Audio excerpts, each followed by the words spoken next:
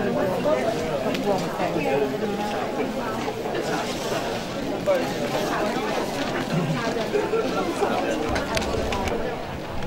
นมัสการ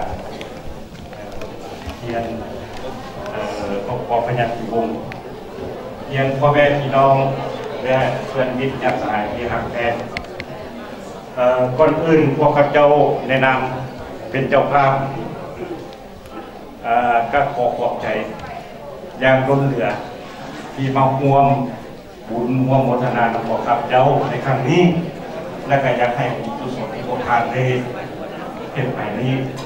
ทานนี้นำตอบสนองทานและครอบครัวให้มีความสุขมีความเจริญให้ปราศจากโรคภัยไข้เจ็บสุขภาพเข้มแข็งแล้วก็ตลอดจนความมั่งคั่งสุขภาพดีมุทุกคนอยากให้คนในเฮานี่แหละเบื้องหน้าและพิจารณาเก่าเห็นกันเรื่อยๆก็อยากให้มีคนใดคนหนึ่งรวยอยู่ในนี้แหละขอเสด็จอยู่ร่วมกันขอให้สุขให้ลาภนอกจากนั้นก็เสริมรับประทานอาหารร่วมกันซึ่งว่าเจ้าภาพมีอย่างกระยาขอบใจทุกคนที่มาช่วยเฮ็ดอาหารผู้อยู่ใกล้อยู่ไกลที่เราฝากกินทานมาซอยก็ขอบใจผู้อยู่ทางชาวบ้านที่มาก็สามารถมาบริจาคลักษณะแล้วก็อาหารของเขาวันนี้ได้จัดอยู่ทางลุ่มน้ำถ้าหากว่ามันคับคั่งกันอยู่ทางถึงนี้ก็มีพายอย่างอีกพาหนึ่งอยู่ทางลุ่มก็ขอเชิญไปทางลุ่มมันก็ได้ครับไปสบายท่านไหนสะดวกท่านไหนก็เอาตามใจโลกพวกนี้ครับฉะนั้นแล้วล่ะขอเชิญทุกท่านร่วมรับประทานอาหารนำกันก่อนสีเรื่องราวปัญญากันเด้อนะขอเชิญแซงสุขุมสุขคน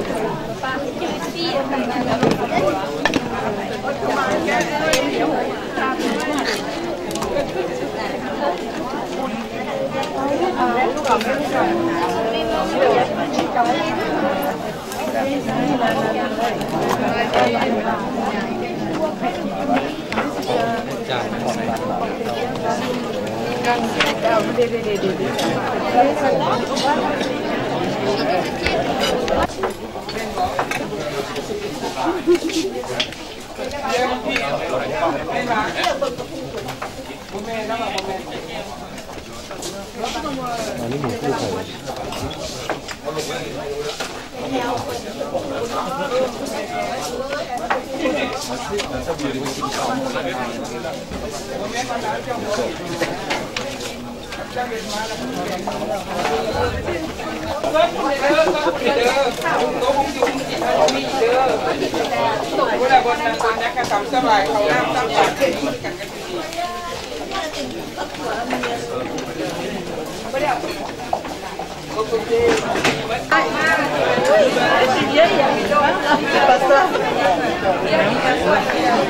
แล้วหยิบปากข้างในกับแม่ตายดู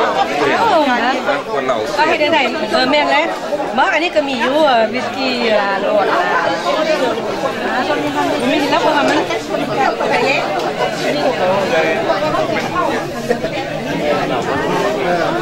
เลยมึงมาแล้วคนแปลกเขาเนี่ย